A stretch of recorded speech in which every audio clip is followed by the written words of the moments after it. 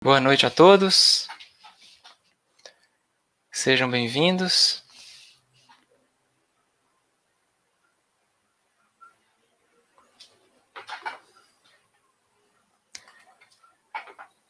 Para aqueles que não me conhecem, o meu nome é Thales, eu resido atualmente em Belo Horizonte, Minas Gerais, e tive a grata satisfação de receber o convite do nosso amigo Pedro para compartilhar um pouco algumas reflexões acerca das cartas de Paulo, das epístolas de Paulo, tá?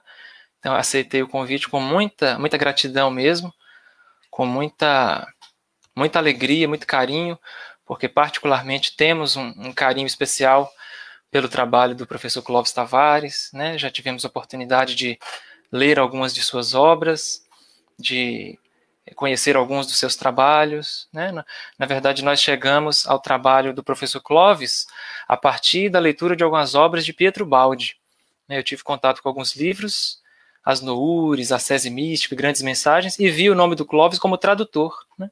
Aí fiquei interessado na figura dele, que eu pouco conhecia, busquei alguns livros, né, busquei alguns materiais, tive a satisfação de conhecer o maravilhoso 30 anos com Chico Xavier, que eu classifico como um dos livros mais marcantes que eu já li da literatura espírita, né? Falo isso com toda sinceridade, foi um livro que me marcou muito, um livro feito com muito cuidado, com muito zelo, com muito carinho. A gente percebe todo o cuidado que Clóvis teve, todo o zelo, né, em se manter fiel ao que o Chico apresentava, o que o Chico representava para ele, a reverência que ele tinha pelo Chico e pelo próprio professor Baldi, né, que ficou retratada neste livro, no capítulo especial que trata do encontro dos dois, né, de Pietro Baldi e Chico Xavier em Pedro Leopoldo, na década de 50. Então, para nós é uma alegria enorme, né, tanto pelo fato de estarmos aqui na Escola Jesus Cristo, né, nesse trabalho que teve seu início lá na atuação primeira de Clóvis Tavares, tanto quanto pelo tema que nos foi proposto, né, que é esse tema que tem sido muito especial para nós nos últimos meses, que é as cartas de Paulo. Tá? Então, eu vou fazer a oração de início para que a gente comece a nossa breve reflexão, né, em torno desses documentos. Senhor Jesus, bondoso mestre de nossas almas, guia de nossos passos, luz de nossos destinos, a Ti, Senhor, elevamos o nosso coração, buscando a sintonia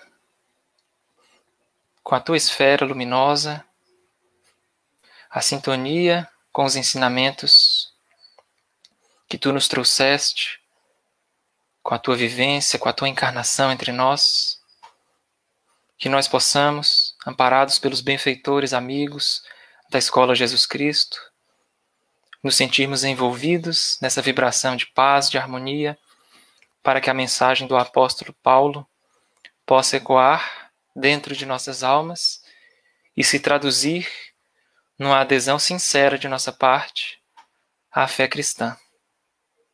Que o Senhor nos ilumine, nos abençoe, o lar de cada um que está conosco nesta noite, nos acompanhando e buscando comungar cada vez mais e com mais profundidade contigo, Senhor.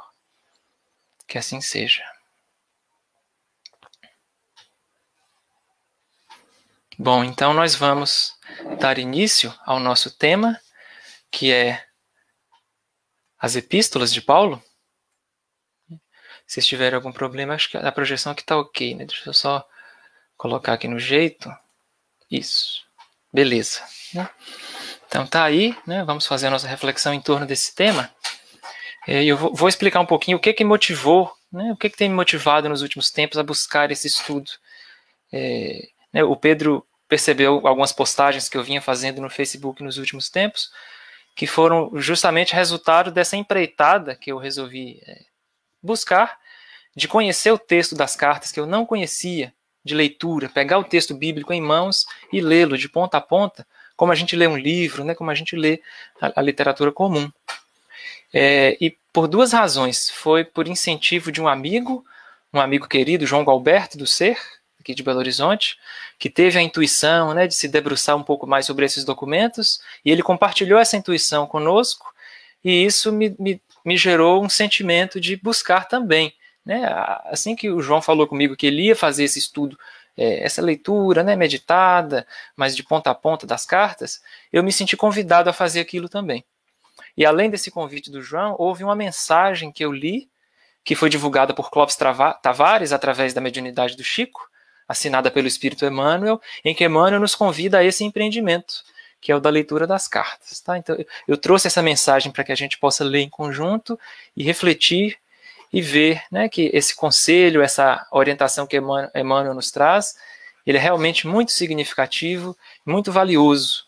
Né, muito valioso. Para mim foi uma experiência enorme, assim, de grandiosidade enorme, em termos espirituais. Né? Eu consegui ler as cartas num período aí de uns 3 meses. Ao todo a gente tem 100 capítulos nas cartas. Se a gente somar todos os capítulos independentes, dá em torno de 100. Então, se a gente lê um por dia, pouquinho mais de 3 meses, a gente, né, passa por todas as cartas assim. E foi uma experiência muito valiosa. Tem sido, né, esse primeiro contato com o texto de um modo assim, mais íntimo.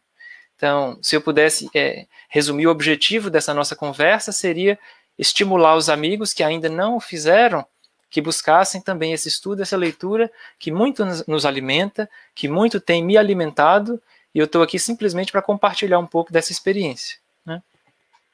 Eu escolhi trazer essa imagem aqui, para começar, porque ela tem um significado muito especial. Há 2 elementos muito importantes nessa figura. O primeiro deles é que Paulo está preso. Né? Nós vemos ele com as correntes em suas mãos e ele está ditando para alguém escrever. Então, um primeiro aspecto que a gente percebe é que a maioria das cartas de Paulo, elas foram escritas nesse formato. Paulo as ditava enquanto alguém, né, tomava do instrumento de escrita e registrava aquilo que ele falava. A maioria, não todas, mas acreditamos que a maioria das cartas foi concebida e produzida através desse mecanismo. E a segunda questão é que Paulo está preso, né? E das 14 cartas que nós temos, pelo menos umas 6, assim, garantidamente 6, ao menos, foram escritas com ele estando preso, como prisioneiro do Império Romano, né? Passando por dificuldades extremas e dores que a gente muitas vezes não é capaz de imaginar. Né? E mesmo nesse contexto de lutas e de dificuldades, nós vimos Paulo registrar as suas cartas, né, os seus documentos luminosos. Então, eu vou apresentar aqui a ordem cronológica das cartas, ou uma tentativa ao menos, porque não há um consenso entre os estudiosos de qual é a sequência exata. Né? Isso aqui é mais ou menos o que se acredita, assim, em geral. Então tá aí a primeira carta aos Tessalonicenses, a segunda carta aos Tessalonicenses, Coríntios 1, Coríntios 2, Gálatas, Romanos e Filipenses. São as 7 primeiras cartas. E as outras, Colossenses, são todos os nomes que a gente já escutou, que a gente conhece, né? Colossenses, Efésios, Filemon, primeira carta a Timóteo, carta a Tito, Hebreus e a segunda carta a Timóteo.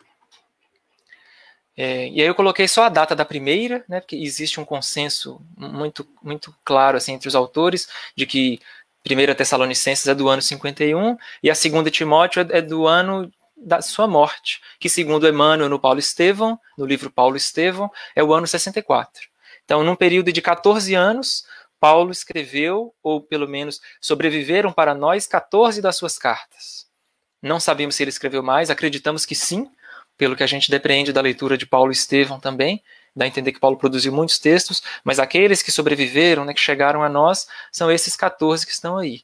E eu destaquei aqui 6 deles, né, Filipenses, Colossenses, Efésios e Filemon em vermelho, que são as chamadas cartas da prisão, que ele escreveu na prisão em Roma, ainda que alguns estudiosos acreditem que essas cartas tenham sido escritas quando ele estava preso em Éfeso, mas Emmanuel, né, nos dá a entender que essas cartas da prisão foram já no fim da sua vida, quando ele estava em Roma.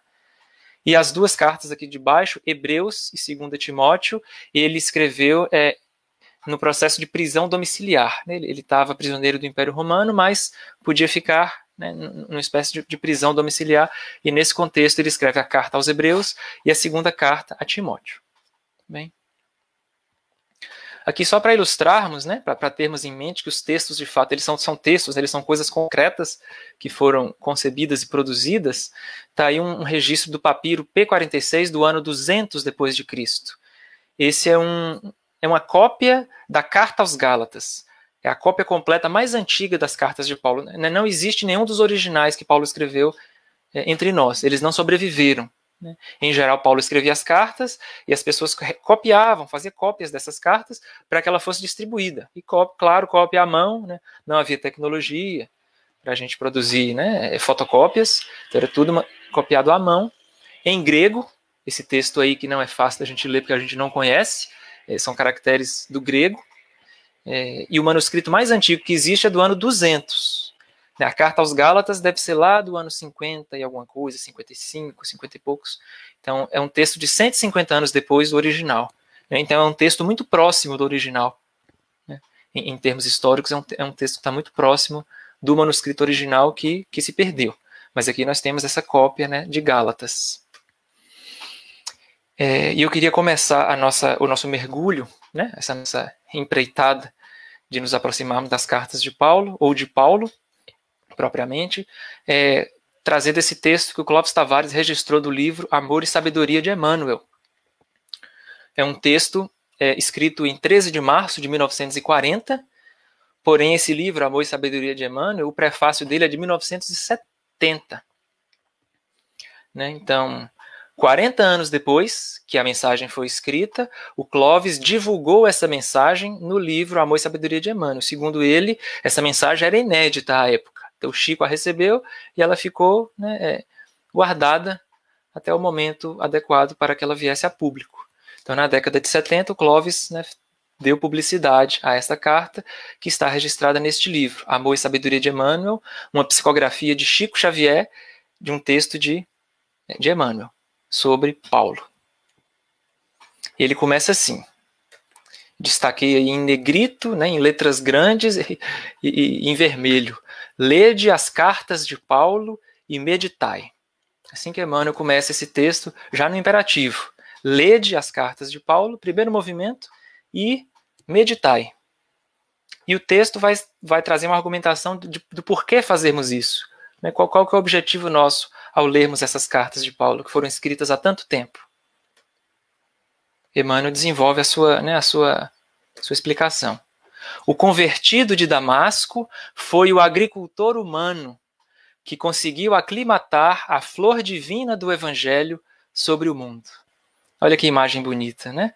O Evangelho é uma flor divina que precisava vingar, precisava produzir aqui os seus frutos no mundo, mas era preciso alguém capaz de aclimatá-la, porque essa flor, o solo do mundo não era propício, não estava preparado, digamos assim, para um desabrochamento natural dessa flor. Era preciso um agricultor. E esse agricultor, escolhido pelo próprio Cristo, foi Paulo de Tarso. Muitas vezes foi áspero. A gente às vezes escuta essas falas, né, que Paulo era ríspido, Paulo era muito rígido, Paulo era muito severo. Emmanuel, nesse contexto, está falando dessa aspereza pela necessidade que havia de Paulo implantar essa flor no mundo, mas a gente vai ver que Paulo estava distante de ser um homem áspero, de ser um homem rígido, de ser um homem sem sentimentos, mas muito, muito distante. Né? A revelação mediúnica através do Chico nos revela ângulos, né, da personalidade de Paulo, que também se encontram nas cartas, nas próprias cartas dele. A terra não estava amanhada, e se em alguns pontos oferecia leiras brandas e férteis, na maioria eram regiões em espinheiro e pedregulho. O solo não estava pronto para receber a flor do Evangelho. Em sua maioria, não. Alguns corações já estavam preparados naquela época, mas era preciso um trabalhador, né, um lidador incansável para conseguir criar condições no solo do mundo para que essa flor viesse a desabrochar. Paulo foi o lidador de sol a sol, sem interrupção. Né? Cada amanhecer, aquele trabalho incansável. O seu fervoroso amor foi a sua bússola divina. Sua paixão no mundo, iluminada pela sua dedicação ao Cristo, transformou-se na base onde deveria brilhar para sempre a claridade do cristianismo. Olha que maravilha. Então, o trabalho de Paulo era de estabelecer bases para que o cristianismo pudesse brilhar. E o que o orientou nesse seu trabalho foi o amor fervoroso que ele tinha pela causa, pelo Cristo e por aquelas pessoas que ele foi conhecendo nas suas viagens, nas suas peregrinações, e ele foi se afeiçoando a eles como verdadeiros filhos espirituais dele. Então esse amor guiou Paulo a vida inteira para que a base do cristianismo fosse muito sólida como é. Eu esqueci de frisar um aspecto, o Novo Testamento ele é composto por 27 livros, são 27 livros, os evangelhos, as cartas, o Apocalipse. Desses 27, 14 são de Paulo, para a gente ter uma dimensão da importância desses documentos. Né? Mais da metade dos textos do Novo Testamento passaram pela mão do apóstolo Paulo. E aqui Emmanuel vai trazer uma revelação muito, muito importante, que é o seu encontro enquanto senador Públio Lentulus com Paulo de Tarso. Conheci-o em Roma, nos seus dias de trabalho mais rude e de provações mais acerbas. Vi-o uma vez unicamente, quando um carro de estado transportava o senador Públio Lentulus ao longo da Porta Ápia, que é uma das entradas, né, da cidade romana, de Roma. Mas foi o bastante para nunca mais esquecê-lo. Olha que bacana.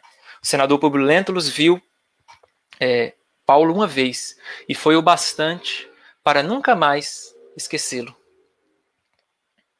Atenção a esse detalhe, né? Ele não conseguia esquecer mais de Paulo depois desse encontro. Um incidente fortuito levara os cavalos a uma disparada perigosa, mas um jovem cristão, atirando-se ao caminho largo, conseguiu conjurar as ameaças.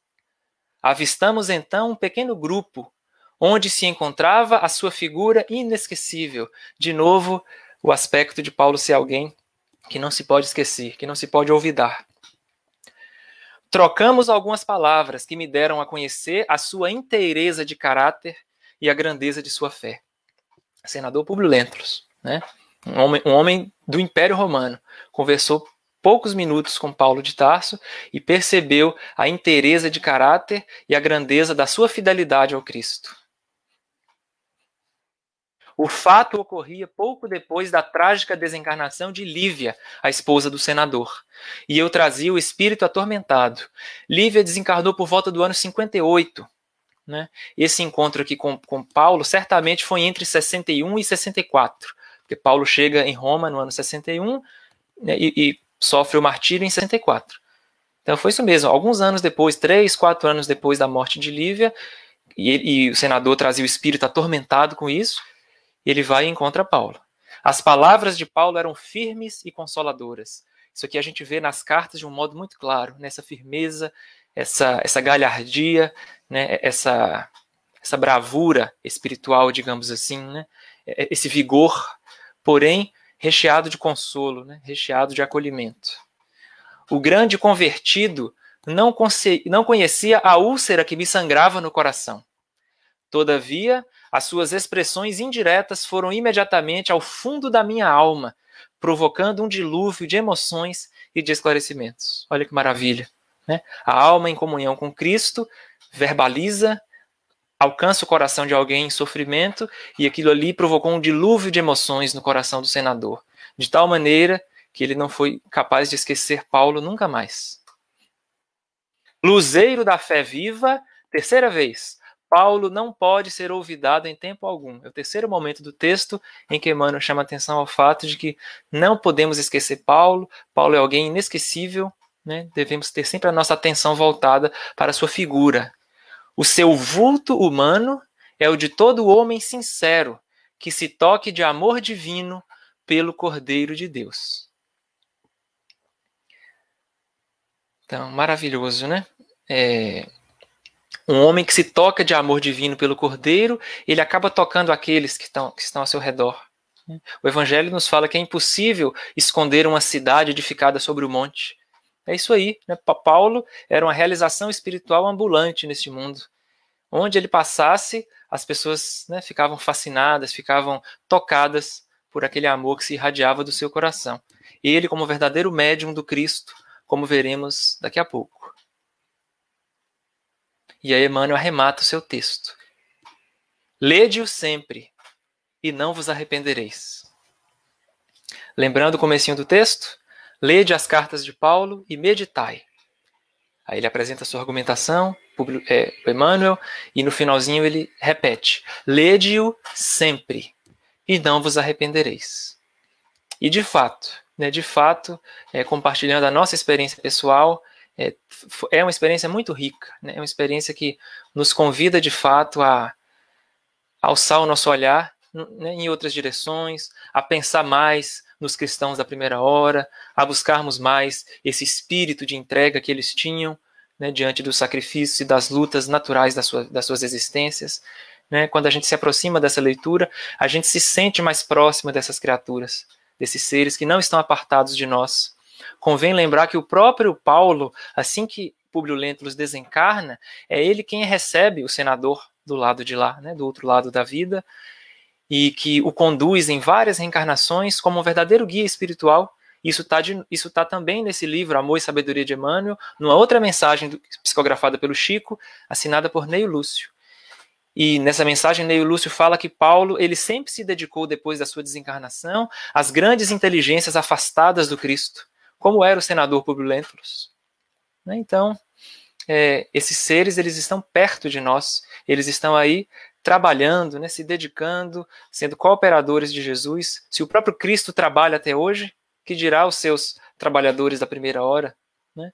E certamente buscar esses textos é buscar nos aproximarmos deles para que a nossa comunhão com o alto, nossa comunhão com Deus, ela se efetive cada vez mais, né? Ela ganhe substância e ela vá se consolidando para que nós nos sintamos verdadeiramente integrados, né, à nossa pátria espiritual celeste, de onde procedemos, né, e de onde somos cidadãos, como diz o próprio Paulo. Eu vou trazer um pedacinho aqui do Paulo Estevão, onde ele fala para a gente, Emmanuel, sobre o processo de produção das cartas. Se a gente olhar aqui no mapa, eu acho que o meu cursor não aparece para vocês, mas aí o Paulo ele partia lá de Antioquia. Antioquia está aí mais à direita no mapa, né? E ele foi fazer sua viagem passando por Tarso, Derbe, Listra, Icônia, Antioquia, Troade, Filipos, até Bereia, né? Chegou em Bereia. Antes de Bereia ele passa por Tessalônica e depois vai para Bereia. De Bereia ele vai para Atenas e depois para Corinto. Então esse trechinho que eu quero destacar. Né? Então ele foi de Tessalônica para Bereia, de Bereia para Atenas e de Atenas para Corinto. O que aconteceu foi que em Tessalônica ele fundou uma igreja, um núcleo cristão, né? um núcleo de seguidores de Jesus, e lá ele foi perseguido bastante pelos judeus que não aceitavam as suas pregações nas sinagogas, né? Foi perseguido, então ele correu, né, fugiu para Bereia. Precisou, né, sair às pressas de Tessalônica. E estando em Bereia, ele sofreu novas perseguições. Os judeus de Tessalônica foram atrás dele, o perseguiram, né, o atacaram. Ele chegou a ser preso em Bereia por um tempo, e a perseguição era tão intensa que os seus colaboradores falaram com ele que ele tinha que sair de lá de Bereia. E ele decide ir para Atenas. Ele decide fazer a sua tão sonhada viagem para Atenas. Então Paulo parte de Bereia e vai lá para Atenas, aqui ao sul, e depois de Atenas ele vai para Corinto. Quando ele sai de Bereia, ele estava com Lucas, seus colaboradores, Lucas, Silas e Timóteo. Mas Lucas e Silas estavam doentes, e Timóteo precisava visitar a sua família em Corinto. Ele precisava fazer ele tinha urgência em estar lá com a sua mãe para resolver alguma questão. Então Paulo teve que ir para Atenas sozinho. Na verdade, ele foi acompanhado por alguns colaboradores fiéis que o levaram até a entrada de Atenas. Chegando em Atenas, ele foi deixado sozinho e seus colaboradores voltaram para Bereia. Então lá em Atenas, Paulo fica sozinho. Ele passa pela uma das maiores decepções da sua vida, que foi não conseguir estruturar um núcleo cristão nessa cidade. Né? Daí talvez venha a sua missão no plano espiritual, não é? De resgatar as inteligências afastadas do Cristo, porque ele não conseguiu sensibilizar o coração dos atenienses, e isso deixou uma marca profunda no seu coração. Isso fica muito explícito na narrativa de Emmanuel no Paulo Estevão. Então quando ele está em Atenas lá desolado, Timóteo volta de Corinto, encontra com ele e eles vão juntos para Corinto. Então é nesse ponto da viagem que a gente vai ver o relato aqui de Emmanuel, tá? No livro Paulo e Estevão. Eu fiz uma pesquisa no mapa só para a gente ver como é que são essas distâncias aí, né? Lá em cima, aqui no mapinha, tem uma cidade Tessalônica, tá um ponto branco lá no alto, e à esquerda tem outro ponto branco, que é a cidade de Véria. Véria seria a atual Bereia. Bereia não existe mais. Hoje temos a cidade de Véria. Tá? Então, de Véria, se a gente seguir essa linha reta preta até lá embaixo, a gente chega em Atenas. Está escrito ali Pireu ali embaixo, aquilo ali é em Atenas. E aqui à esquerda, com a marcação de destino final, Corinto.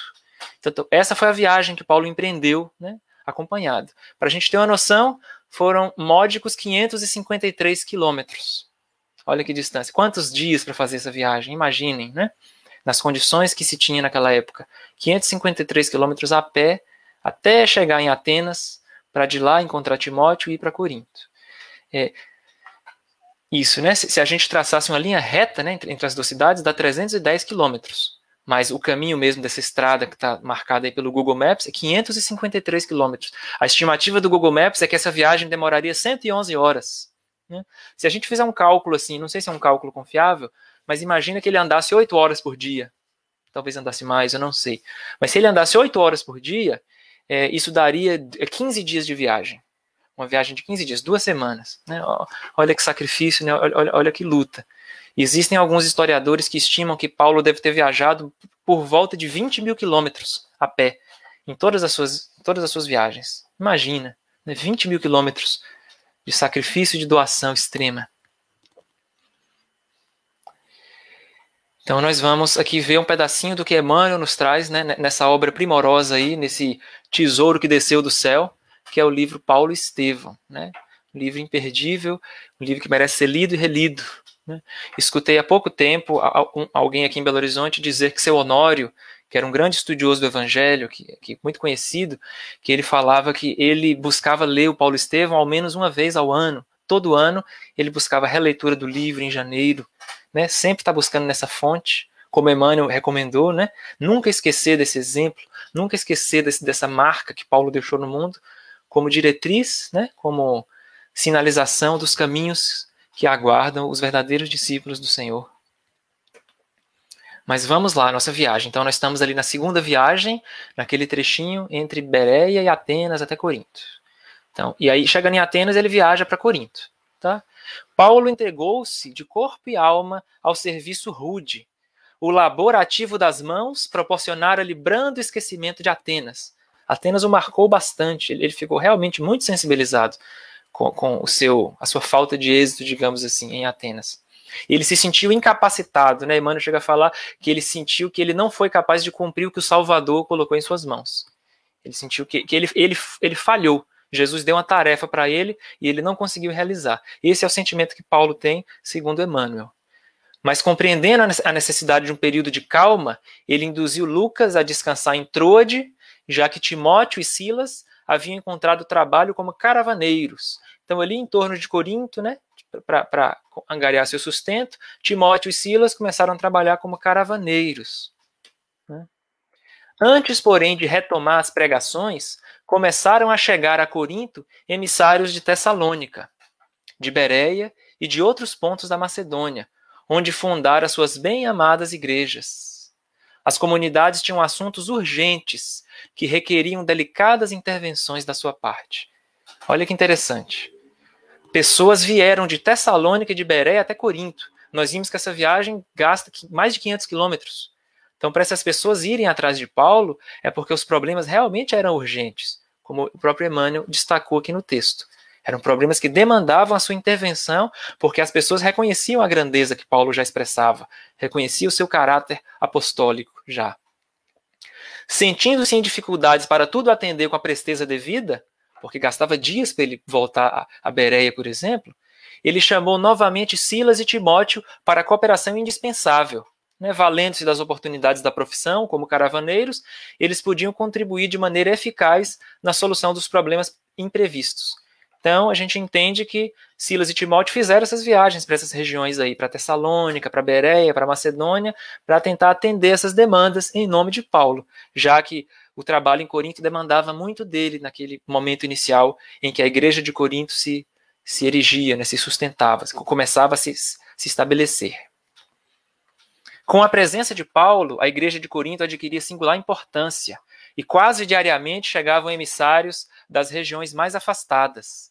Diariamente. Né? Eu li isso aqui, eu me lembrei de Kardec. A Revista Espírita relata o tanto de carta que Kardec recebia todo dia, de demanda, de gente tendo dúvida, requisitando a presença dele, e ele respondendo aquela correspondência gigantesca, muito parecido com essas demandas que Paulo recebeu. Quase diariamente chegavam emissários das regiões mais afastadas. Eram portadores da Galácia, que era muito mais distante que Tessalônica, a pedirem providências para as igrejas de Pisídia, companheiros de Icônio, de Listra, de Tessalônica, de Chipre, até de Jerusalém. Jerusalém, que era super longe de lá, longíssimo. Havia pessoas chegando de lá demandando a sua presença. Em torno de Paulo, formou-se um pequeno colégio de seguidores, de companheiros permanentes, que com ele cooperavam nos mínimos trabalhos. Interessante, né? Naturalmente, o apóstolo arregimenta em torno de si essa colaboração dos companheiros, né, permanentes. Paulo, entretanto, preocupava-se intensamente. É aquilo que a gente viu, né? O que guiava Paulo era o seu amor. Ele amava todas essas criaturas com as quais ele cruzou pelo caminho. E os sofrimentos que elas padeciam geravam preocupações sinceras, como em um pai geram preocupações os problemas vividos pelos seus filhos, né? As dores, os desafios, as dificuldades. Então Paulo preocupava-se. Os assuntos eram urgentes e variados. Não podia olvidar o trabalho de sua manutenção. Olha que interessante, né? A manutenção de toda essa rede que ele, juntamente com a inspiração do Cristo, ajudou a construir pelo mundo, essa rede de comunidades, esse corpo do Cristo. Assumira pesados compromissos pesados com os irmãos de Corinto. Devia estar atento à coleta destinada a Jerusalém. O sustento material da igreja em Jerusalém era realizado por Paulo, que fazia essa coleta de dinheiro. Não podia desprezar as comunidades anteriormente fundadas. Aos poucos, Paulo compreendeu que não bastava enviar emissários. Só Timóteo e Silas e mais alguns outros não eram bastante. Os pedidos choviam de todos os sítios por onde perambulara, levando as alvíceras da Boa Nova. Os irmãos, carinhosos e confiantes, contavam com a sua sinceridade, a mesma coisa que o Públio Lentulus percebeu nele, a sinceridade e a dedicação, compelindo-o a lutar intensamente. E aí Paulo vê aquela chuva, né, aquela chuva de demandas de todos os lados, todo dia chegando gente para pedir a presença dele, orientação, e ele não tinha os recursos tecnológicos que nós temos, né, as maravilhas da tecnologia que hoje temos para nos comunicar de maneira tão simples à distância. Ele não tinha isso, mas tinha o amor que o ligava a todos aqueles que estavam distantes espacialmente, mas estavam próximos do seu coração. O que ele faz diante disso? O que ele faz quando ele se sente pequeno diante de algo que ele se sente incapaz de realizar?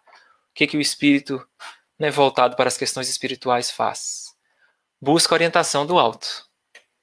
Sentindo-se incapaz de atender às necessidades ao mesmo tempo, o abnegado discípulo do Evangelho, valendo-se um dia do silêncio da noite, lá em Corinto, quando a igreja se encontrava deserta, rogou a Jesus com lágrimas nos olhos.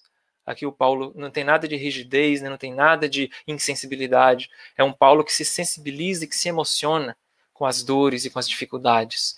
Rogou a Jesus com lágrimas nos olhos, não lhe faltasse com os socorros necessários ao cumprimento integral da tarefa. Olha o que ele pedia. Ele pedia forças para dar cumprimento integral à tarefa que o Cristo delegou a ele. Isso nos faz lembrar um conceito lá de André Luiz, Missionários da Luz, quando ele fala dos completistas, né? Aqueles espíritos que vêm com planejamento espiritual e chegam do lado de lá com todos os itens do planejamento cumpridos, realizou tudo que planejava. Né? Muitas vezes a gente ouve dizer daqueles que cumprem mais do que planejaram, inclusive, não é verdade? Mas Paulo buscando aqui cumprir integralmente a sua tarefa, né? Cumprir aquilo que lhe foi confiado pelo Senhor. Então ele faz essa rogativa em emoção, né, sem saber o que fazer, e a resposta lhe vem. Terminada a oração, sentiu-se envolvido em branda claridade. Olha a mediunidade do apóstolo. Teve a impressão nítida de que recebia a visita do Senhor. Nítida.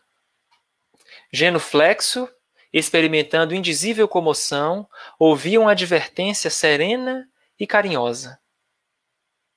Não temas, dizia a voz. O anjo fala para Maria, né? Não tenhais medo. Olha de novo aqui. Não temas, dizia a voz. Prossegue ensinando a verdade e não te cales, porque estou contigo. Você não está só. Estou caminhando ao teu lado, diz a voz do Senhor a Paulo. O apóstolo deu curso às lágrimas que lhe fluíam do coração. Aquele cuidado amoroso de Jesus, Jesus não estava num céu distante, né? Aquela exortação em resposta ao seu apelo, penetravam-lhe a alma em ondas cariciosas. A alegria do momento dava para compensar todas as dores e padecimentos do caminho. Lindo, né? Tudo que ele recebeu de alegria, de consolação, né, de se sentir envolvido no amor do Cristo, a alegria que o envolveu era muito superior a toda dor e toda dificuldade que ele enfrentaria. Desejoso de aproveitar a sagrada inspiração do momento que fugia, pensou nas dificuldades para atender às várias igrejas fraternas. E ele só pensa e o Cristo responde. Tanto bastou para que a voz dulcíssima continuasse. Não te atormentes com as necessidades do serviço. É natural que não possas assistir pessoalmente a todos ao mesmo tempo, mas é possível a todos satisfazeres simultaneamente pelos poderes do Espírito. Olha que interessante, né? Que história é essa de poderes do Espírito? Procurou atinar com o sentido justo da frase. Paulo, né, que tinha toda a sua cultura, toda a sua intelectualidade, toda a sua grandeza, toda a sua capacidade, teve dificuldade de entender o que Jesus quis dizer com essa frase. Ele teve dificuldade íntima de entender qual era o sentido. Que poderes do Espírito são esses? E aí, a resposta vem. Entretanto, a voz prosseguia com brandura. Poderás resolver o problema escrevendo a todos os irmãos em meu nome. Os de boa vontade saberão compreender, porque o valor da tarefa não está na presença pessoal do missionário, mas no conteúdo espiritual do seu verbo, e isso Paulo tinha, da sua exemplificação, e isso Paulo tinha, e da sua vida, Paulo também tinha. Conteúdo espiritual no que ele falava, no seu exemplo, na maneira como ele conduzia toda a sua vida. Doravante, e aqui é uma revelação belíssima e lindíssima, Estevão permanecerá mais conchegado a ti, transmitindo-te meus pensamentos.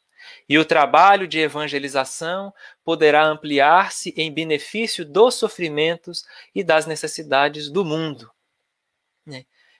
E Paulo talvez não entendesse a que mundo Jesus se referia nesse momento. Nós veremos isso daqui a pouco. Mas Estevão estava ali mais próximo dele, transmitindo os pensamentos. Ou seja, as cartas de Paulo, na verdade, são cartas que provêm do Cristo. São cartas do Cristo para os sofredores, os necessitados do mundo, para nós. E com esse registro que Paulo era capaz de fazer, o trabalho de evangelização poderia ampliar-se. Aqui eu trouxe algumas imagens só para representar. Aqui à esquerda são pinturas mediúnicas, produzidas numa reunião aqui do Ser em Belo Horizonte. Ali aquele rapazinho ajoelhado com as mãos ao peito, Gesiel. A mulher sentada ao seu lado, de braços cruzados ali, com um sorriso, a sua mãe. A mãe ao lado de Gesiel. E aqui à frente, sentada no chão com um cachorrinho, Abigail. Então é uma pintura mediúnica retratando esses três luminares aí da primeira hora do cristianismo. É uma pintura do pintor Tissot. E aqui à direita nós temos uma de Rembrandt. Tá? São dois registros aí mediúnicos da figura de Estevão. Ele criança e ele aqui na sua idade adulta. E aqui uma outra pintura, essa do Lisboa, atribuída a Lisboa, Aleijadinho, que seria um retrato. Ele sendo retratado, Estevão aqui à esquerda, e aqui à direita a fonte inspiradora das cartas, que é Jesus. Então, de Jesus, o pensamento passava para Estevão, que por sua vez o direcionava para Paulo, que por sua vez falava na maioria das situações, e alguém tomava notas. O dedicado amigo dos gentios viu que a luz se extinguira, o silêncio voltara a reinar entre as paredes singelas da igreja de Corinto. Mas como se houvera sorvido a água divina das claridades eternas, aquela água que a gente prova e nunca mais tem sede, como disse Jesus à mulher samaritana, conservava o espírito mergulhado em júbilo intraduzível. Recomeçaria o labor com mais afinco, se é que era possível Paulo ter mais afinco, né? Recomeçaria o labor com mais afinco, mandaria às comunidades mais distantes as notícias do Cristo. De fato, isso foi à noite. No dia seguinte, chegaram portadores de Tessalônica com notícias desagradabilíssimas. Os judeus haviam conseguido despertar na igreja novas e estranhas dúvidas e contendas. Timóteo corroborava com observações pessoais. Porque Timóteo esteve lá antes, né, na condição de caravaneiro, ele esteve lá, voltou, mas logo no dia seguinte apareceu de novo, apareceram portadores de Tessalônica reportando notícias terríveis, desagradabilíssimas. E aí, o que Paulo faz? Lembra da orientação espiritual, né? Só para a gente recordar que esses trabalhadores lá de Tessalônica, que buscaram Paulo, caminharam aí seus 500 quilômetros, né? Nosso mapinha aí. E aqui está o registro da primeira carta escrita por Paulo. Reclamavam a presença do apóstolo com urgência, mas ele deliberou pôr em prática o alvitre do mestre, né? O conselho, a orientação. E recordando que Jesus lhe prometera associar Estevão à divina tarefa, olha que bonito isso. Isso foi iniciativa de Paulo. Julgou não dever atuar por si só e chamou Timóteo e Silas para redigir a primeira de suas famosas epístolas. Está ela aí à esquerda, né, um fragmento de manuscrito que sobreviveu, de uma cópia, né, manuscrito de uma cópia da carta, e aqui à direita, né, a versão, se não me engano, da Bíblia de Jerusalém, da primeira epístola aos Tessalonicenses, ou primeira carta aos Tessalonicenses. Epístola e carta é a mesma coisa. Né, então, Paulo, Silvano e Timóteo, ali a igreja de Tessalônica, em Deus Pai e no Senhor Jesus Cristo. A vós, graça e paz. Aí ele escreve essa carta belíssima, né, e envia para os seus tutelados de Tessalônica, para os cristãos de Tessalônica. Assim começou o movimento dessas cartas imortais, cuja essência espiritual provinha da esfera do Cristo, através da contribuição amorosa de Estevão, companheiro abnegado e fiel daquele que se havia arvorado na mocidade em primeiro perseguidor do cristianismo. Então, Saulo que foi algoz de Estevão retorna para ser o seu orientador espiritual, digamos assim, né? O trabalhador ali espiritual mais próximo dele, representando Jesus junto de Paulo. E eu queria chamar a atenção para um aspecto que eu esqueci, que é esse aqui, né? Paulo entendeu que era importante que ele não fizesse esse trabalho sozinho, ao menos nesse começo aqui, né? No começo da redação das cartas, ele entendeu que se ele tivesse colaboradores, ele conseguiria captar melhor a inspiração. Isso aqui que é o que Emmanuel vai escrever mais à frente. Percebendo o elevado espírito de cooperação de todas as obras divinas, toda obra divina exige espírito de cooperação, Paulo de Tarso nunca procurava escrever só. Buscava cercar-se no momento dos companheiros mais dignos, socorria-se de suas inspirações, consciente de que o mensageiro de Jesus, ele, Paulo, quando não encontrasse no seu tono sentimental as possibilidades precisas para transmitir os desejos do Senhor, teria nos amigos instrumentos adequados. Olha que bacana, né?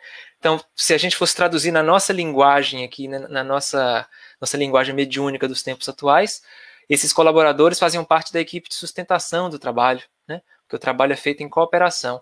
Paulo era o médium, ele captava a inspiração, fosse intuitivamente, acreditamos que seja algo intuitivo, né?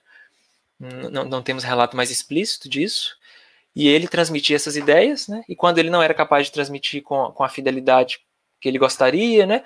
Ou quando o seu sentimento não fosse capaz de captar bem a essência, aqueles que estavam junto dele poderiam auxiliá-lo nesse processo, né? Então, convidando a gente a perceber, né, que o processo mediúnico ele não depende só do médium, depende do grupo de colaboradores e amigos que o sustentam no trabalho, né? É um corpo mediúnico, né, que realiza a recepção das revelações celestes. Desde então, As cartas amadas e célebres, tesouro de vibrações de um mundo superior, eram copiadas e sentidas em toda parte. Muito importante esse detalhe, né? As cartas eram copiadas e sentidas. As cartas de Paulo elas foram escritas para atender demandas, né? Eram escritos de circunstância. Paulo não escrevia tratados teológicos, né, para ser analisados por intelectuais. Hoje, né, passados muitos séculos e com toda a dificuldade de entendimento, né, a gente busca o ferramental, né, da cultura hebraica, da cultura da época, para entender os textos. Mas para quem estava mergulhado ali naquela época, né, ele lia as cartas, entendia todo o contexto, entendia todas as figuras de linguagem, entendia o que Paulo estava querendo dizer através daqueles escritos. Portanto, as pessoas eram capazes de sentir, né? Diz Alcione que a mensagem do Cristo ela tem que ser conhecida, meditada, sentida e vivida, né? Emmanuel nos fala para ler as cartas e meditar. Então é conhecer, ler, meditar. Aqui o aspecto do sentimento, né? Sentir essa essência, esse conteúdo espiritual em nós, para que ele se traduza em vida. Só quando ele se traduz em vida nós podemos de fato dizer que somos fiéis, né? Que temos a fé e a fidelidade ao Cristo. Ou quando buscamos sinceramente esse processo de vivência, né, com todas as nossas dificuldades, mas estamos no caminho de buscar isso. Conhecer, meditar, sentir e viver. Depois conhecer um pouco mais, meditar um pouco mais, para sentir mais e para viver mais. E fazer essa espiral evolutiva, né, passar por todas essas 4 etapas, sempre abrindo a espiral para novas aquisições, para novas realizações, no campo do entendimento e no campo da vivência. E Paulo continuou a escrever sempre. Ignorando, contudo, olha que bonito isso, ignorando, contudo, que aqueles documentos sublimes, escritos muitas vezes em horas de angústias extremas, por exemplo, como prisioneiro, ou preocupado com as demandas que lhe chegavam, esses documentos não se destinavam a uma igreja particular, mas à cristandade universal. Destinava-se a mim, destinava-se a você, ao Pedro, ao Flávio, ao Clóvis, ao Chico, a todos. Toda a cristandade universal compõe o destinatário desses escritos. As epístolas lograram êxito rápido. Os irmãos a disputavam nos rincões mais humildes pelo seu conteúdo de consolações. O que foi que a fala de Paulo trouxe para Públio Lentulus quando eles conversaram? Né? As palavras de Paulo eram firmes e consoladoras. E a gente lê as cartas e vê isso, né? Esse consolo, essa esperança, essa chama da fé sendo acesa, né? Sendo estimulada cada vez mais pelo conteúdo dos textos, pelo seu conteúdo de consolações. E o próprio Simão Pedro, olha que bonito, recebendo as primeiras cópias em Jerusalém, antes de Paulo chegar lá, né? As cópias chegaram antes de Paulo, reuniu a comunidade, lendo-as comovido, declarou que as cartas do convertido de Damasco deviam ser interpretadas como cartas do Cristo aos discípulos e seguidores, afirmando ainda que elas assinalavam um novo período luminoso na história do Evangelho. Olha que maravilha.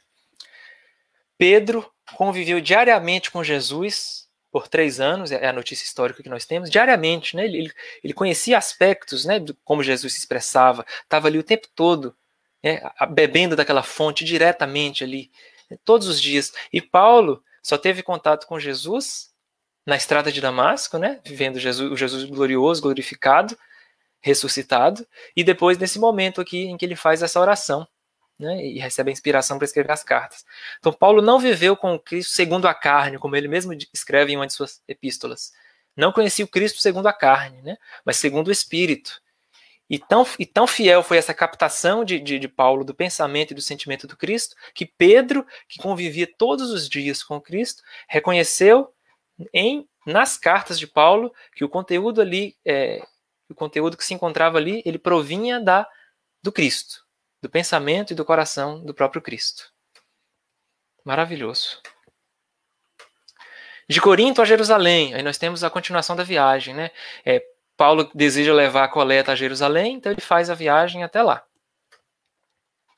Como já se encontrassem novamente a seu lado, Silas e Timóteo, né, voltaram, fizeram-lhe companhia nessa excursão, através de enormes dificuldades, mas pregando sempre a boa nova com verdadeiro entusiasmo devocional. Olha que coisa bonita. Paulo pregava a boa nova com entusiasmo devocional. Chegaram ao porto de Cesareia, onde permaneceram alguns dias, instruindo os interessados no conhecimento do Evangelho. Só aqueles que se interessavam, claro. Dali dirigiram-se a pé para Jerusalém, né, distribuindo consolações de novo e curas ao longo dos caminhos. Curas materiais e curas espirituais também. Se a gente olhar aqui no mapinha ali em cima, né, Cesareia, Jerusalém, mais ou menos 100 quilômetros de distância.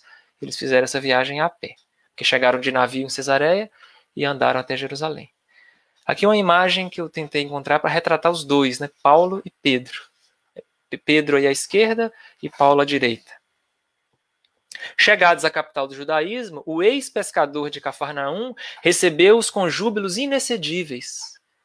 Simão Pedro apresentava grande abatimento físico, em virtude das lutas terríveis e incessantes, para que a igreja suportasse sem maiores abalos as tempestades primitivas. Quanta luta, né, e quanta responsabilidade sobre os ombros de Pedro se traduziam em todo o desgaste e abatimento físico, né, que Paulo percebeu naquele momento.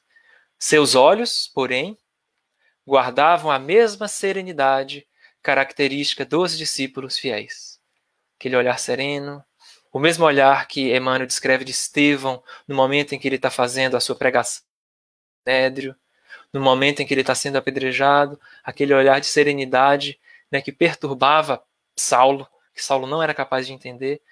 O discípulo fiel carrega no olhar essa serenidade, a mesma que ele acabou de perceber no olhar de Simão Pedro. Pedro notou que o ex-rabino, Paulo, também estava alquebrado de corpo. Muito magro, muito pálido, cabelos já grisalhos, tudo nele denunciava a intensidade das lutas empenhadas. As mãos e o rosto estavam cheios de cicatrizes. Né? Quando ele estava em Atenas, Emmanuel descreve que algumas pessoas chegam a confundi-lo com um mendigo. Né? A condição física de Paulo era tão desgastada, ele estava com tanto sofrimento físico mesmo, né, que as pessoas identificaram que ele era, né, simplesmente um transeunte. Não viu ninguém ali, né, que teve toda a trajetória que ele teve para chegar, né, a essa iluminação espiritual que ele alcançou. Né? Os olhos da carne não conseguem ver as edificações espirituais. Né? Paulo escreve: ainda que o homem exterior se corrompa, o interior se renova a cada dia. Né? E ele viveu isso na sua existência como Paulo. O ex-pescador, Pedro, diante do que via, falou-lhe com entusiasmo das suas epístolas, que se espalhavam por todas as igrejas e eram lidas com avidez.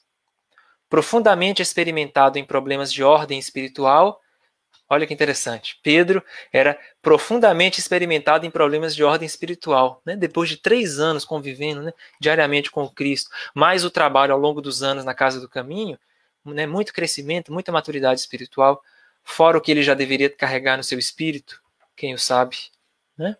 Alegou a convicção de que aquelas cartas provinham de uma inspiração direta do Mestre Divino, observação que Paulo de Tarso recebeu comovidíssimo, dada a espontaneidade do companheiro. Olha que bonito. Paulo ficou comovido ao perceber que Pedro entendeu, né, quem de fato era a fonte daquele pensamento que se expressava nos escritos. E como que é bom, né? Como é importante a gente valorizar aquilo que o nosso companheiro de trabalho realiza.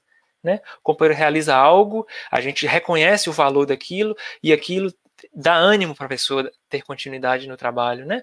Olha o que Pedro fez, talvez, né, inconscientemente, deixou Paulo, né, mais animado, né, mais feliz. Com certeza, né, cabe a nós sermos assim também, sermos sustentáculos uns dos outros. Né? Carregai os pesos uns dos outros e cumprireis a lei de Cristo. Está lá na carta aos Gálatas, Gálatas 6:2. Carregais os pesos uns dos outros e cumprireis a lei de Cristo. Além disso, acrescentava Simão prazerosamente: não podia haver elemento educativo de tão elevado alcance quanto aquele, as cartas. Conhecia cristãos da Palestina que guardavam cópias numerosas da mensagem aos Tessalonicenses. As igrejas de Jope e Antipátres, por exemplo, comentavam as epístolas frase por frase. Olha que interessante, né? Aquela mesma metodologia que Alcione vai usar com o padre Damiano em Renúncia, né? De pegar um versículo e às vezes gastar várias reuniões tentando tirar a essência espiritual daquele versículo. Aqui em Belo Horizonte nós tivemos esse estudo ele carinhosamente conhecido como Miudinho, né? Estudo inaugurado por seu Honório e colaboradores, seu Sobral, né, seu Manuel e tantos outros que iniciaram esse trabalho de estudo minucioso do Evangelho, versículo a versículo, né, inspirados pelo trabalho de Emmanuel, que é aquele trabalho de pensar versículos, né, na série Fonte Viva e fazer comentários. Né? A gente não calcula o tesouro espiritual que há nessas cartas. Eu me recordo que lá no livro Obreiros da Vida Eterna, tem um momento em que um ser espiritual superior, Asclépios, ele vai se materializar no mundo espiritual. Ele é tão sutil que ele precisa se materializar no mundo espiritual para que ele possa ser visto pelos espíritos da esfera ali de André Luiz. E quando ele se materializa, aqueles que estavam ali próximos, né, começaram a apresentar demandas, né, perguntas, assim como os cristãos fizeram com Paulo. Nossa, mas eu estou vivendo esse problema aqui, eu estou com tal dificuldade. Aí André Luiz escreve aquele parágrafo enorme com a pessoa relatando a sua dificuldade. Aí o Asclépios vai, coloca a mão numa bolsa que ele carregava, tira um pergaminho, abre na frente da pessoa e a pessoa lê um versículo. E ela lê aquele versículo, a resposta para o que ela queria está naquele versículo. Né? E nessa ocasião que está relatada no livro Obreiros da Vida Eterna, de 4 versículos que estão lá, um é do Evangelho de Mateus, 2 são da carta aos Tessalonicenses e um é da primeira carta a Timóteo. Então, para a gente ver, né, as cartas de Paulo são usadas como inspiração para espíritos que estão nessa esfera do nível de Asclépios, para a gente ter, né, noção, né, ou pelo menos uma pálida noção de que tesouro luminoso é esse que nós temos em mãos e que nós estamos aprendendo a nos aproximar dele para extrair as suas belezas e as suas riquezas. O ex-rabino sentiu imenso conforto para prosseguir na sua luta redentora. Olha que legal. Paulo sentiu conforto para prosseguir na luta diante dos comentários de Pedro, né, da repercussão positiva que as cartas tiveram. Aí eles vão para Antioquia, né, de Jerusalém, Paulo vai para o seu quartel-general que ficava em Antioquia. Podemos pensar assim, né, o quartel-general, o posto de trabalho, a base onde Paulo começou seu ministério, assim que ele se converteu, né, que ele redirecionou a sua fé, que ele completou a sua fé, era em Antioquia, na igreja de Antioquia. Então ele vai para Antioquia, né? Após alguns dias foi a Antioquia junto dos discípulos. Descansou algum tempo junto de companheiros bem-amados, mas a sua poderosa capacidade de trabalho não permitia maiores intermitências de repouso. Paulo não parava. Nessa época não passava uma semana em que ele não recebesse representações de diversas igrejas dos pontos mais distantes. Antioquia de Pisídio sumariava dificuldades, Icônio reclamava novas visitas, a Bereia, onde ele foi preso, rogava providências, Corinto buscava esclarecimentos, Colossas insistia por sua presença breve. Possivelmente, né, talvez ele tenha escrito a carta aos Coríntios nesse contexto aí, né, como quando Corinto pede as orientações, né, ele pode ter escrito as cartas nesse momento. Emmanuel não deixa explícito quando foi. Paulo de Tarso, valendo-se dos companheiros da ocasião, enviava-lhes letras novas. Então, nas entrelinhas, parece que sim. Carta aos Coríntios. A todos atendendo com o maior carinho. Em tais circunstâncias, nunca mais o apóstolo dos gentios esteve só na tarefa evangelizadora. Sempre assistido por discípulos numerosos, suas epístolas, que ficariam para os cristãos do futuro, para nós, que estamos aqui hoje, estão, em sua maioria, repletas de referências pessoais suaves e doces. Né? Ele manda saudação, né? Timóteo manda saudação para vocês, entrega o meu abraço ao meu filho da fé, Timóteo. A gente vê esse carinho, essa afetuosidade presente nas cartas, além de todo o conteúdo, toda a substância espiritual, né? De revelações, né? de entendimentos profundos acerca das leis espirituais do universo.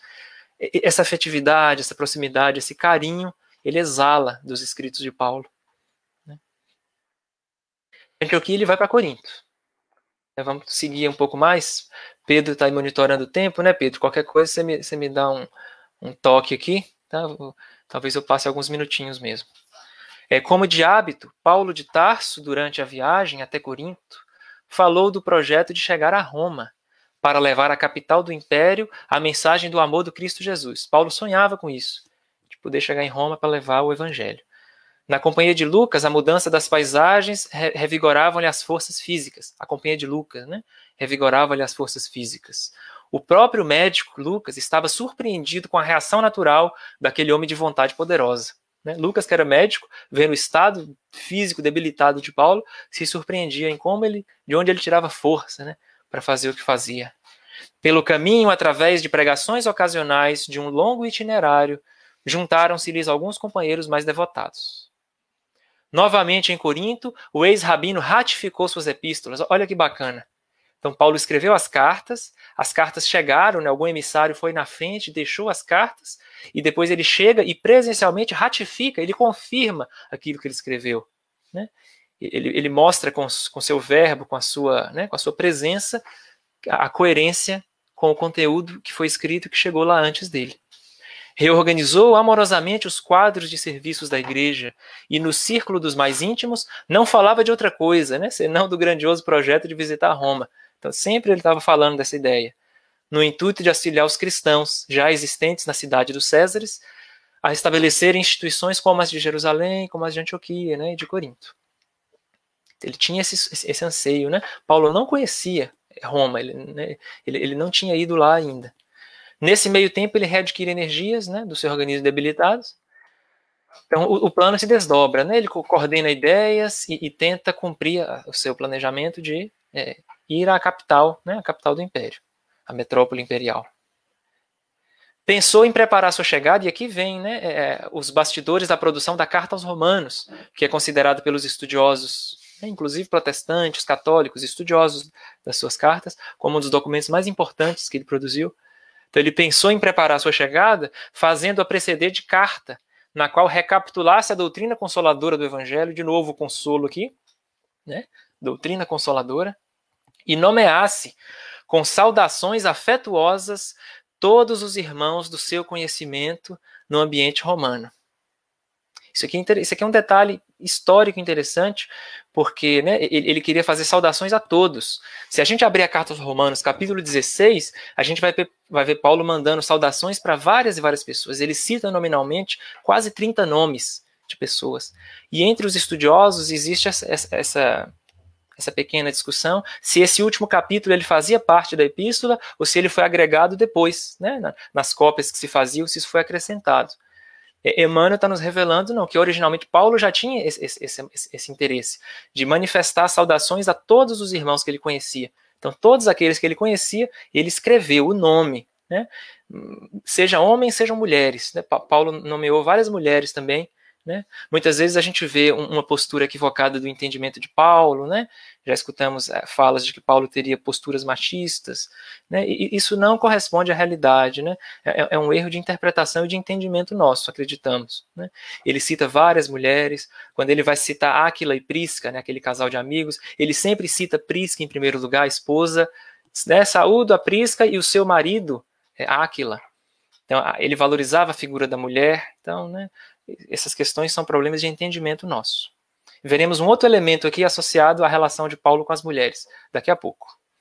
Aqui está um trecho do capítulo 1 da Carta aos Romanos, né, só para a gente ver um manuscrito que existe, do século IV, né, ano 300 e alguma coisa.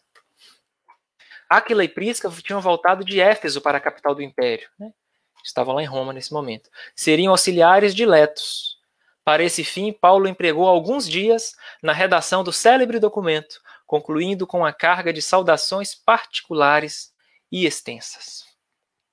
Aí confirmando, tá vendo? Emmanuel faz questão, em vários pontos do Paulo Estevão, Emmanuel resolve algumas questões que são polêmicas ou que são pouco entendidas entre os estudiosos humanos. Um desses pontos é esse. O finalzinho da carta aos Romanos é, de fato, sim, de autoria de Paulo, a despeito de alguns acharem que não é. Foi aí que se verificou um episódio escassamente conhecido pelos seguidores do cristianismo, né? Aí ele vai trazer uma revelação aqui interessante, nesse momento. Considerando que todos os irmãos e pregadores eram criaturas excessivamente ocupadas nos mais variados mistérios e que Paulo custaria a encontrar portador para a missiva famosa, a Carta aos Romanos, a irmã de nome Febe, grande cooperadora do apóstolo dos gentios no porto de Cencreia, que era um dos portos lá de Corinto, comunicou a Paulo que teria de ir a Roma para visitar parentes e se oferecia de bom grado a levar o documento destinado a iluminar a cristandade póstera. E aí, nesse momento, quando a gente vai ler a Carta aos Romanos, o comecinho do capítulo 16 fala isso, né? Envio-vos nossa irmã Febe, que tem sido benfeitora de muitos de nós, especialmente de mim, Ele se refere a Febe como uma grande irmã, benfeitora, né, do próprio Paulo e daqueles colaboradores. Ela é chamada em algumas traduções de diaconisa. Né? Diaconisa seria uma serva importante nos trabalhos de uma igreja. Então, né, Paulo reconhecia sim o valor das mulheres e tinha várias delas como suas colaboradoras. E quando uma pessoa chegava com a carta num lugar, a recomendação era que essa pessoa ela lesse a carta diante de todos para que se garantisse a fidelidade. Né? Então Paulo entrega a carta para aquela pessoa, aquele portador, né? O portador vai levar a carta e ao chegar no local, ele lia, até porque a maioria das pessoas não sabia ler. Né? Os textos eram escritos em grego, mas a maioria não sabia ler. Então ela chegava lá, né? No caso aqui a Febe deve ter chegado lá diante de Roma e leu a carta diante da comunidade ou de uma das igrejas de Roma. Então, a figura feminina sempre presente, né, no Evangelho, inclusive em torno do apóstolo Paulo. Paulo exultou de contentamento quando Febe se manifestou. Olha que interessante. Exultou. Ele não fala, nossa, Paulo ficou triste porque uma mulher decidiu. Não. Paulo exultou de contentamento com a possibilidade de mandar através da sua irmã querida, da sua benfeitora, essa carta. A epístola foi terminada com enorme entusiasmo e júbilo. Tão logo partiu a emissária heróica, né, ir para Roma, levando um documento comprometedor. Né? A carta aos Romanos ela tem alguns elementos de crítica ao Império Romano. Né? Podia ser entendido como um enfrentamento ao poder do imperador. E ela vai, né, a Febe se faz portadora de documento que tinha esse caráter delicado também, juntamente com todas as revelações espirituais. O ex-rabino reuniu a pequena comunidade dos discípulos diletos para assentar as bases definitivas da grande excursão. Tá? Aqui a gente encerra o nosso momento sobre a carta aos Romanos. Eu queria falar brevemente, mas alguns minutos, eu acho que eu consigo finalizar aqui, que Paulo, então, ele vai voltar para Jerusalém. Ele estava em Corinto aí, né? Houve uma demanda urgente que o convocou. Um emissário mandado por Tiago chama ele para ele lá em Jerusalém para atender alguns problemas que estavam acontecendo. Paulo, inclusive, ele fica pensativo, né, porque havia desentendimentos entre Paulo e Tiago, mas ele decide abrir o evangelho aleatoriamente, como a gente faz hoje, e ler aquela mensagem: reconcilia-te depressa com teu adversário enquanto estás a caminho com ele. Então ele entende aquilo como um aviso, né? Ele entende não que aquele chamado do portador que foi até Corinto, em nome de Tiago, falar que a presença de Paulo era requisitada em Jerusalém, Paulo entende que ele tinha que ir lá de fato. Então Paulo vai a Jerusalém, é quando ele é preso, e lá ele é preso e ele vai para Roma. Nessa figurinha aí à direita a gente vê a viagem de Paulo a Roma. Ele parte de Cesareia Marítima, né, e vai navegando até Roma. Então nós já vamos ver o texto lá em Roma. Tá? Paulo já em Roma, lá no Paulo Estevão. Então Paulo conseguiu a liberação por ele ser cidadão romano, ele conseguiu ser liberado para poder ficar em prisão domiciliar. Né? Existe um nome técnico para isso, né? Acho que é a custódia militaris, se eu não me engano. Através dessa custódia militaris, ele consegue ficar como uma espécie de prisioneiro domiciliar. Fica um soldado romano algemado a ele, para onde ele vai tem esse soldado algemado. Né? Mas a gente vê no Paulo Estevão que logo depois, né, Paulo era um ser tão iluminado que o próprio soldado romano vê a grandeza de Paulo, vê que ele não vai fugir, e em alguns momentos deixava as algemas destrancadas. Então é isso. Então Paulo estava na prisão domiciliar quando se dá esses fatos que a gente vai ver aqui agora.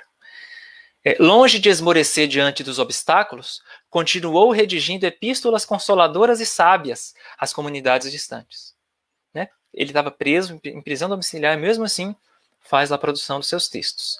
No segundo dia da sua nova instalação em Roma, recomendou aos 3 companheiros procurassem trabalho para não serem pesados aos irmãos, explicando que ele, Paulo, viveria do pão dos encarcerados, como era justo, até que César pudesse atender ao seu apelo.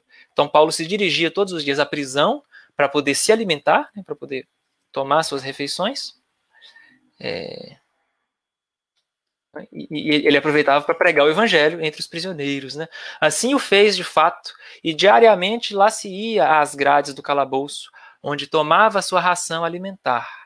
Aproveitava então essas horas de convivência com os celerados ou com as vítimas da maldade humana para pregar as verdades confortadoras do reino, ainda que algemados. Então Paulo ia lá, né, se alimentava, mas aproveitava a ocasião para poder falar do evangelho para aquelas almas. Todos o ouviam em deslumbramento espiritual, jubilosos com a notícia de que não se encontravam desamparados pelo Salvador. A palavra de Paulo atuava de novo como bálsamo de santas consolações. Os prisioneiros ganhavam novas esperanças e muitos se converteram ao evangelho, como Onésimo, o escravo regenerado que passou a história do cristianismo na carinhosa epístola a Filemon. E essa é a única menção que Emmanuel faz aqui a essa carta, né? Carinhosa epístola a Filemon. Vale a pena lê-la, é uma carta de uma página, ela só tem um capítulo.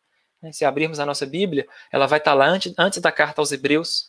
É a penúltima carta que está lá, das 14 cartas paulinas, a penúltima, em termos da ordem que se encontra no texto. Né? O texto bíblico não traz as cartas em ordem cronológica, né? Existe outra sequência. A penúltima carta dessa sequência é a carta a Filemon, que Emmanuel chama de carta carinhosa. Né? É uma carta muito bonita, mostra esse aspecto humano, esse aspecto sensível de Paulo, esse coração amoroso dele. Então, vale a pena conferir. E aqui, Emmanuel está revelando outro aspecto, que ela foi escrita na prisão em Roma. Porque alguns acreditam hoje, muitos acreditam que a carta a Filemon ela foi escrita quando ele estava preso em Éfeso. Né? É uma questão aí entre os historiadores, mas Emmanuel é taxativo. Ele diz que foi escrita na prisão quando ele estava em Roma, de fato. Aqui a carta aos Hebreus. Essa aqui é uma questão importante porque é quase consenso geral entre todos os estudiosos que a carta aos Hebreus não é de Paulo. É difícil você encontrar alguém que estude hoje, né, que acredite que a epístola aos Hebreus é de autoria de Paulo, porque ela é muito diferente, né? Ela é muito profunda, ela traz um grego muito refinado, né? Os estudiosos dizem que o grego da carta aos Hebreus, ele é muito mais refinado que o grego das outras cartas, então não pode ser de Paulo por isso, né? Era alguém que tinha, o autor também tinha que ter muito conhecimento do Velho Testamento, Paulo tinha, claro, mas eles veem isso, né? Que era uma pessoa que era muito conhecedora do grego, da retórica e de elementos do Velho Testamento.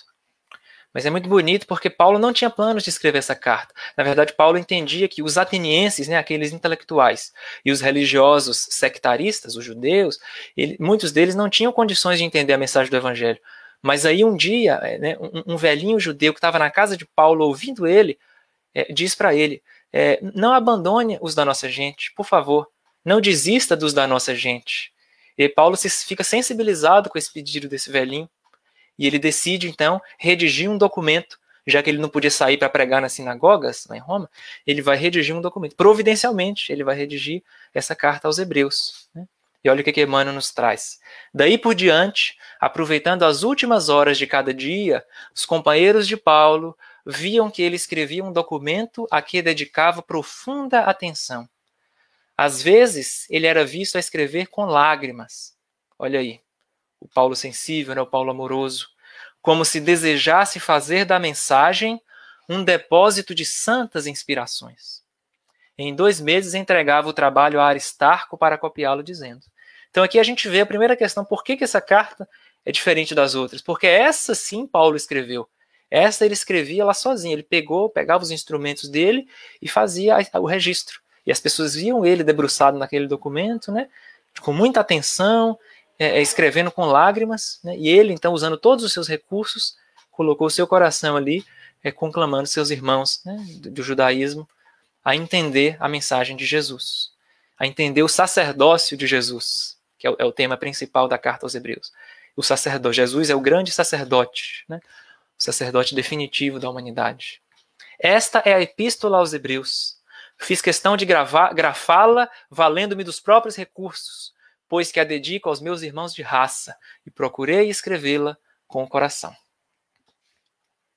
Se a gente lê com o coração, então, a gente seria capaz de entender que a autoria, né, é de Paulo. O amigo compreendeu seu intuito e, antes de começar as cópias, destacou o estilo singular e as ideias grandiosas incomuns. Emmanuel não escreveu esse finalzinho aqui à toa, não. Olha o que ele fala. Destacou o estilo singular, ela é única, ela é diferente das outras mesmo. E as ideias grandiosas e incomuns.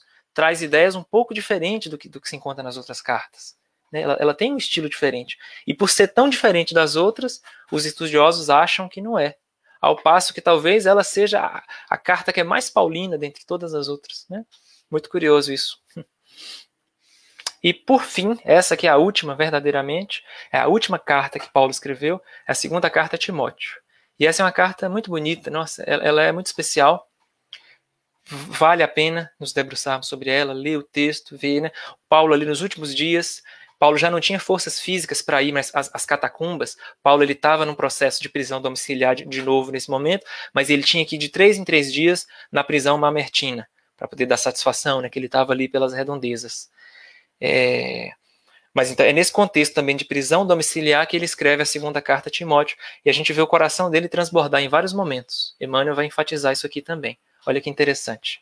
Não mais pôde encaminhar-se à pregação das catacumbas, dada a prostração física. Paulo aí, né, na altura dos seus 60 anos, provavelmente, 60 e poucos, e toda a carga de demanda física que as viagens exigiu dele.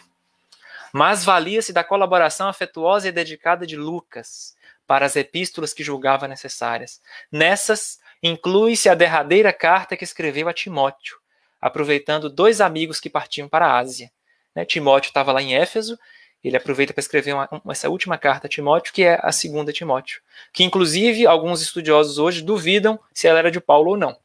Emmanuel, de novo, vem e nos confirma, sim, é um escrito de Paulo. Paulo escreve esse último documento ao discípulo muito amado, tomando-se de singulares emoções que lhe enchem os olhos de lágrimas abundantes. É esse Paulo emotivo e sensível o tempo todo, né?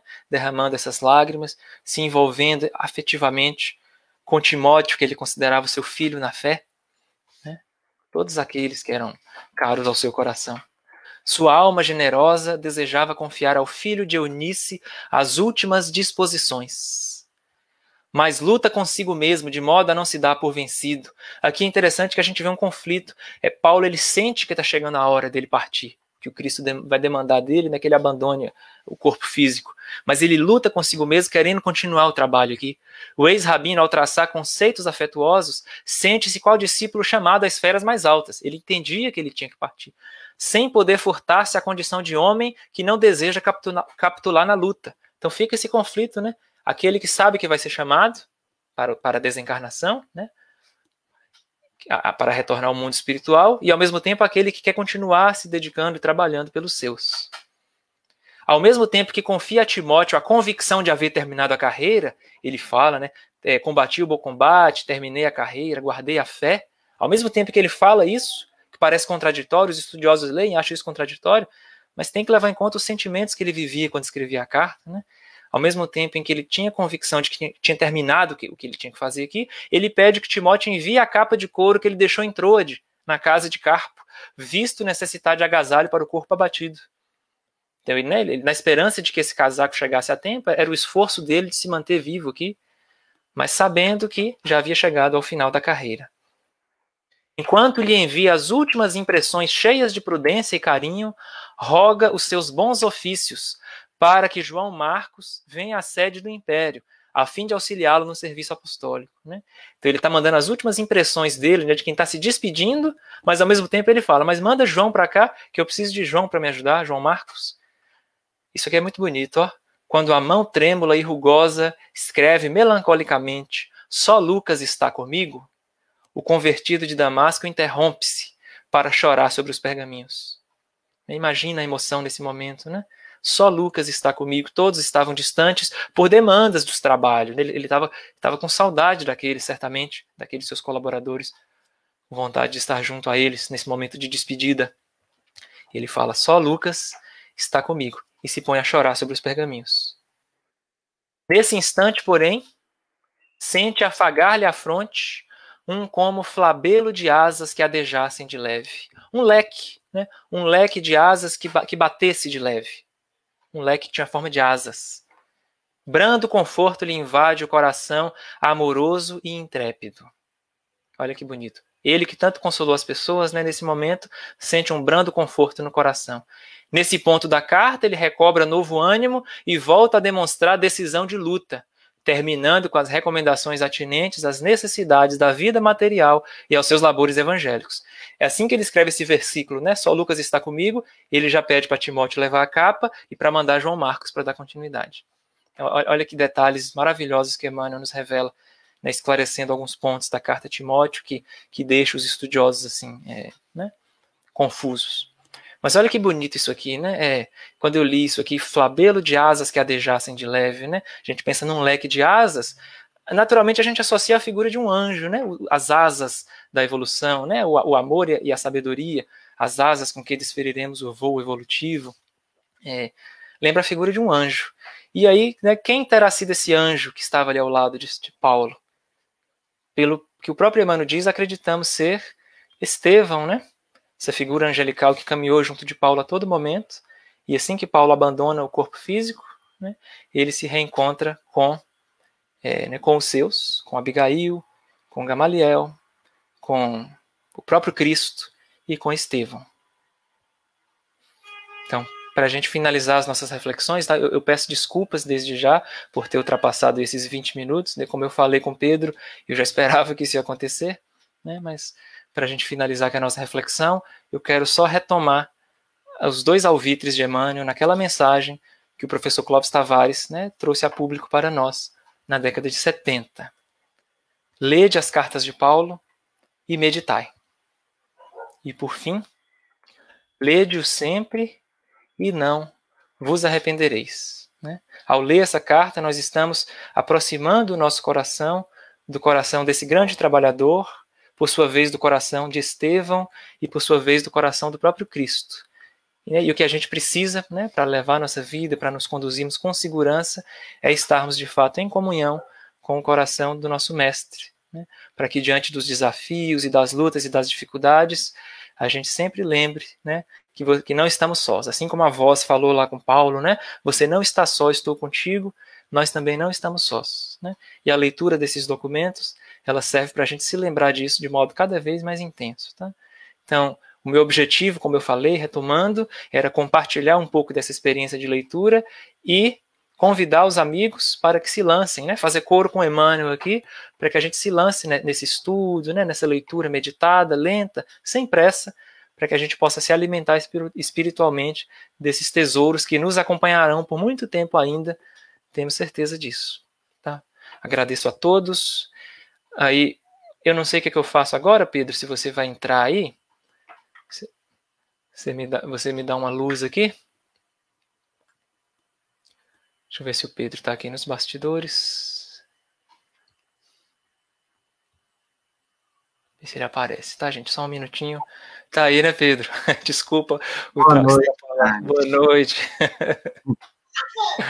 Se você quiser fazer a oração de encerramento, sim. Agradecemos demais a maravilhosa aula que você deu hoje. Nossa, a gratidão é minha. Você não imagina o quanto que eu estou me sentindo grato. Tá? Então vamos fazer a nossa oração, né? Pedindo a Deus, a Paulo, a Estevão, a Jesus, a esses trabalhadores da primeira hora, a Simão Pedro, a André, a Tiago, a João, a Madalena, a Febe e a tantos outros, né? Quantos nomes seríamos capazes de enumerar? Que todos eles, Senhor, compondo essa caravana sublime que jamais se dissolverá, esse grupo, esse corpo que realiza no mundo a tua obra, que nós possamos sentir a inspiração do teu coração, que atingiu o coração deles, que tem buscado atingir o nosso coração também, para que nós nos sintamos verdadeiros filhos pródigos que retornam à casa paterna. Que possamos, Senhor, fortalecidos pelo teu amor, pelo teu zelo, pela tua dedicação, pela tua fidelidade, caminharmos com segurança, buscarmos a cada novo dia, nos integrarmos ao teu coração, nos integrarmos entre nós enquanto família espiritual, para que retornemos aos teus braços, Senhor.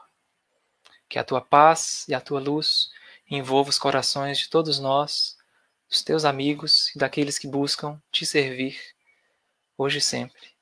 Assim seja.